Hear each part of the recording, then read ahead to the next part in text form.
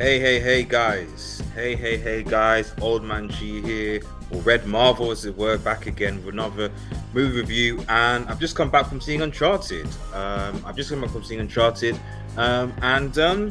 I think overall it was a good movie. Um, Average to good movie, I think.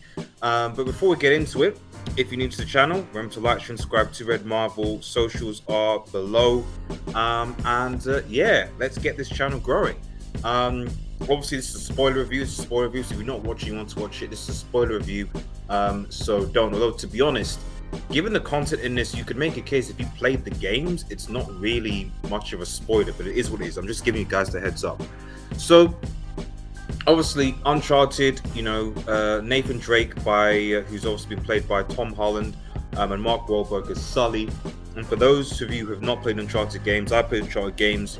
Nathan tends to obviously look a bit older than Tom Holland does. It's essentially, following the antics of essentially a bounty hunter looking for ancient relics, almost like a modern day Indiana Jones type of situation. And that's essentially the base of this plot, really. I think the first thing I'll say is that there are, for obviously those who play the fans of the games, I think that you can look at it two ways. There are clearly a lot of references. I mean, this movie feels that sometimes like it's a merger. It takes bits and pieces from Uncharted 4, 3, 2, and 1 and merges them all into one, which is, as someone who's played the games, it's a bit cachectic, if that makes any sense. You're like, wait, are we in Uncharted 3, but then we're now talking about Uncharted 4? Wait a minute, we're back to Uncharted. It's a bit sort of, so that as someone who's played the games, it's a bit confusing getting my head around it because I'm so used to the chronology of the games, but that's a separate issue. If you've obviously not played the games, or you just want Nathan Drake, then it is your bog standard kind of adventure story. I mean, the plot really surmises around the fact that it starts with it starts with obviously the fact that Nathan, who's younger, his brother Sam, who you obviously see in the games, is in 104. He basically essentially leaves the dude because Drakes apparently are robbers, and he goes off for his own adventure on the run, etc. Doesn't want to be caught by the police, which I don't quite get. He's like, well, first of all, in the first scene, you're like, I don't quite get how like a slightly older teenager can somehow outrun police officers. But you got it. That's just the general thing of this plot, is that there's a lot of stuff that doesn't really make sense, and it's like a video game movie in that sense, but it's like a video game movie trying to be real, but it's not. Almost like Assassin's Creed level. But anyway, fast forward. Nathan is obviously older. Tom Holland is older. He's working in a bar, and he gets approached by Sully, who's like, "I want to go and find this gold." Yada yada yada. Eventually, he convinced him to work with him. We find out later that Sully actually just sort of got him to basically replace his brother, because his brother, he believes, is dead, apparently. Basically, they're on them for finding like this lost ship of gold, effectively, treasure that essentially ends up in the Philippines after some voyage. And in typical Uncharted fashion, they find clues, they travel on, they go to different places. You've got your stereotypical villains, acted by Antonio Banderas. At least he's the initial villain, wanting to restore his family name by finding the gold, until he's betrayed by the stereotypical femme fatale, who then goes off to get her, to find treasure herself.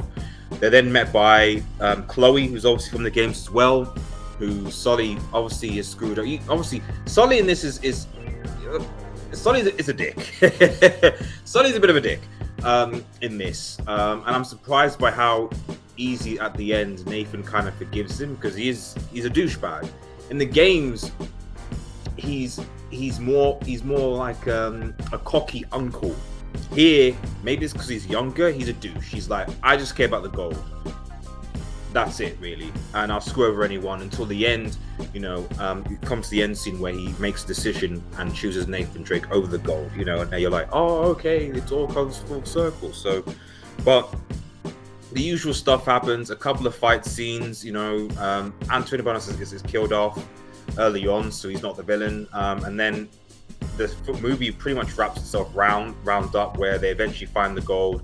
There's a couple of fights, and eventually, you know, they the gold is lost into the seas, as it usually tends to happen in the Nathan Drake video games movies, where they don't end up getting the treasure. I'll bet maybe a small part, and they go off and go on another adventure. That's essentially, as a summary, that's essentially the plot. It's fairly straightforward. The movie kind of relies heavily on game nods, especially one scene, the airplane scene, when Nathan is like literally hanging on this on these crates that are ascending from this plane, and it's like it's literally straight out of Uncharted 3. I mean, this image that you can see is effectively straight out of Uncharted 3. It's straight out of Uncharted 3. The end obviously teases future sequels, most notably like the fact that you find out towards the end that Sam is actually alive, amongst other things. And I've no doubt there'll be another Uncharted 2, because as much as I disagree with this casting, I could understand it from a point of view that they want an Uncharted legacy, an Uncharted franchise, and with the success of, say, the Sonic the Hedgehog franchise, I think you're now starting to see people say, there's now potentially a potential for video games to make an appearance, especially in this whole shared multiverse situation type thing, as Sony start to build their influence. So, you know, it makes sense to hire a young, you know, Nathan Drake and Tom Holland. Overall, though, I would say, you know, that this is an average movie. I don't think it's particularly special. It's a semi-decent adaptation of the video games. So I think if you like the video games and you just want to just relax with some solid humor, and just casual banter, then this is the movie for you. But don't go in here expecting top quality. It's similar in quality to, say, the Sonic the Hedgehog movie. Nice references, good action scenes, etc. Overall, fairly straightforward plot. Take your kids along, and it serves the purpose. But don't expect any grand, deep plot, brilliant acting, or a strict religiousness to the game criteria, because that's not there either. But it is what it is. Anyway, guys, that's my review. Fairly short, but to be honest, the plot was fairly straightforward, to be honest. Stay tuned for further reviews, guys. The Batman is coming out next week, and I'm hyped.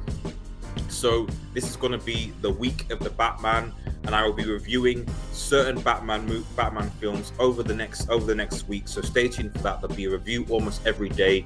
Tomorrow, I'm premiering our Batman vs Punisher video, and on Monday, my Red Devil Live podcast will be on the Monday evening, and the rest of the week, stay tuned for some of those reviews. So yeah, guys, have a nice day, everyone. Remember to like, share, and subscribe to Red Marvel.